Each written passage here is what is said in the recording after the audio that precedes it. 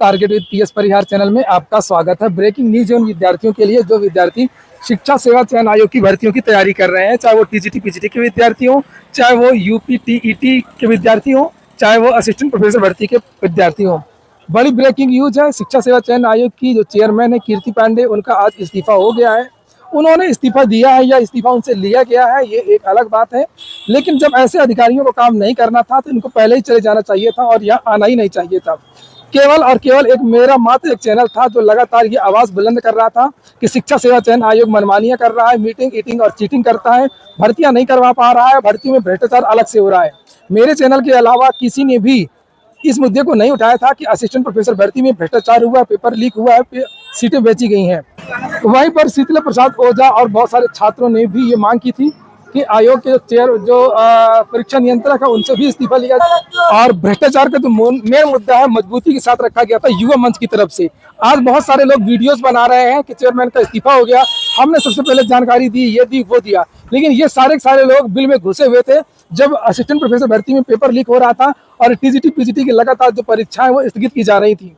युवा मंच के द्वारा आंदोलन किया जा रहा था, मैं भी था उसमें आंदोलन में, और लाठीचार्ज की जा रही थी शिक्षा सेवा चयन आयोग के द्वारा, पुलिस प्रशासन के द्वारा दबाव बनाया जा रहा था।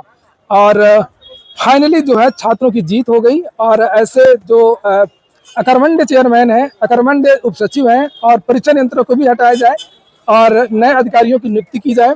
बहरहाल आज छात्रों की एक तरीके से जीत हुई है या हार हुई है ये भी बता पाना मुश्किल है, लेकिन निकम्मे अधिकारियों का रहना बेकार है। निकम्मे अधिकारी तो पहले ही हर जाति ज़्यादा बेहतर होता।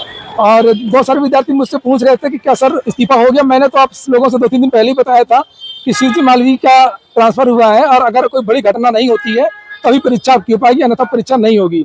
मैंने कल भी आप लोगों को यही जानकारी दी थी, आपको इतने से समझ जाना चाहिए था। लेकिन मैं कुछ कहना नहीं चाहता था क्योंकि जब तक ऑफिशियल ना हो जाए तब तक क्या कहा जाए। लेकिन लगातार मेरे चैनल के द्वारा पोल खोली जा रही थी और दबाव बनाया जा रहा था।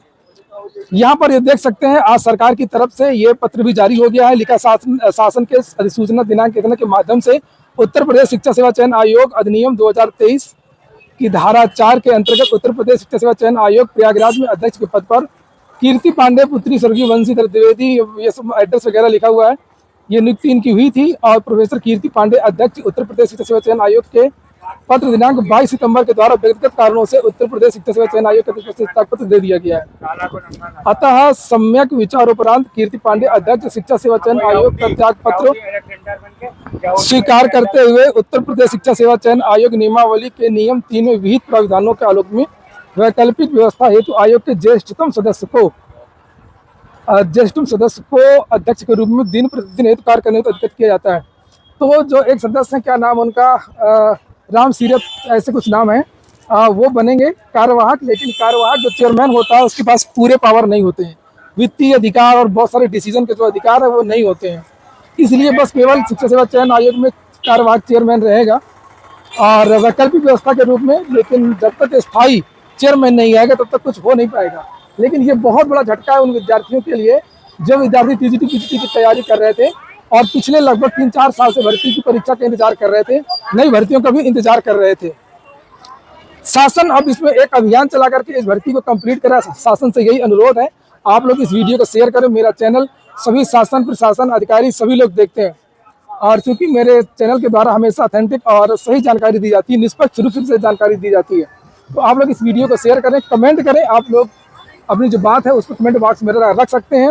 लेकिन मैं यही मांग करूंगा कि सरकार इस पर विशेष ध्यान दे। शिक्षा सेवा चयन आयोग में विद्यार्थी बहुत टूट चुके हैं और अगर परीक्षा समय पर नहीं होती है तो सरकार को इसका खामियाजा, अभी तक तो ये अधिकारियों पर हो रहा है लेकिन इसका खामियाजा सरकार को भुगतना पड़ेगा। सरकार ने पहले ही ध्यान दिया होता तो आज ये दुर्दशा नहीं होती और ये चीज़ें नहीं होती। सारी की सारी जिम्मेदारी सरकार की होती है। ये हो गया आज का वीडियो। पूरा वीडियो सुनने के लिए बहुत बहुत धन्यवाद।